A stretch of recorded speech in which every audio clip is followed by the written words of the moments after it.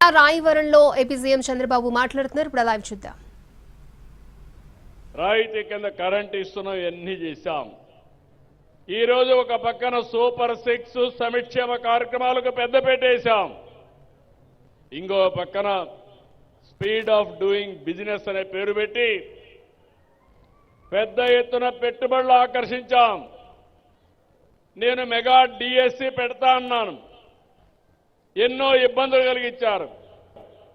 కోర్టులకు వెళ్లారు, సుప్రీంకోర్టు వరకు వెళ్లారు.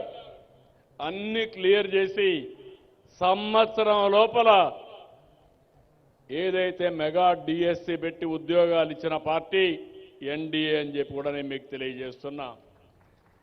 మొన్ననే 6500 మంది పోలీస్ కానిస్టేబుల్ని రిక్రూట్ చేశాం.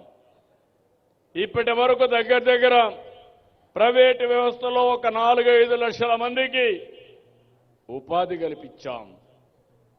నిన్న మొన్న మీరు చూశారు, దేశంలో వచ్చిన పెట్టుబడుల్లో 25.3% మన రాష్ట్రానికి వచ్చాయంటే అది ఇక్కడుండే ఎన్డీఏ ప్రభుత్వం యొక్క సామర్థ్యత అని మీ అందరికీ విజ్ఞప్తి చేస్తున్నా.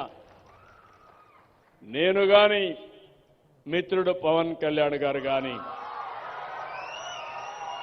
ఇంకో పక్క బీజేపీ అధినేత ప్రధానమంత్రి నరేంద్ర మోడీ గారు, ఈ మూడు కూడా మీరు చూస్తే ఇది డబల్ ఇంజన్ సర్కారే కాదు, త్రిబుల్ ఇంజన్ బుల్లెట్ ట్రైన్. ఇది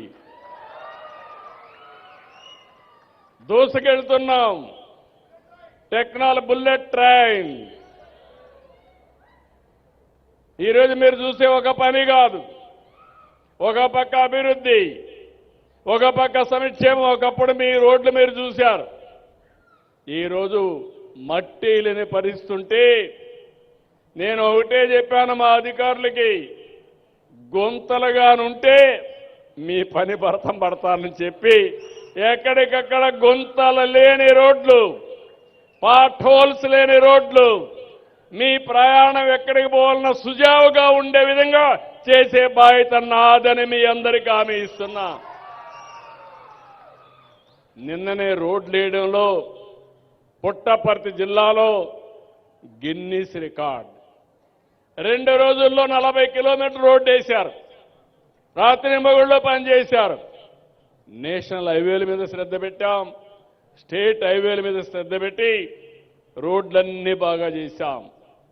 కడాన మీరు చూస్తే కరెంటు ఛార్జీలు పెంచేసి వెళ్ళాడు. అప్పుడు రెగ్యులేటరీ కమిషన్ కూడా వేశాడు, ట్రూ అప్ ఛార్జెస్ అని పెట్టాడు. నేను చెప్పా, ఇంకా పెంచే పని లేదు, సమర్థత సత్తా ఉండే ప్రభుత్వం. అవసరమైతే ఆ రోజు చెప్పాను కరెంటు ఛార్జీలు తగ్గిస్తాం కానీ పెంచనని చెప్పి ఒకే మాట చెప్పాను. అవునా కాదా అని మిమ్మల్ని అడుగుతున్నా. 4500 కోట్ల రూపాయలు పెంచుతానంటే ఆయన పెంచిపోయిన దాన్ని నేను ఈరోజు పెంచడం లేదు. అది ఈ ప్రభుత్వం యొక్క కమిట్మెంట్ మీ మీద. భవిష్యత్తులో కరెంటు ఛార్జీలు పెంచను, మీరు బ్రహ్మాండంగా హాయిగా నిద్రపోవచ్చు. ఆ విషయం మీరు గుర్తుపెట్టుకోవాలి.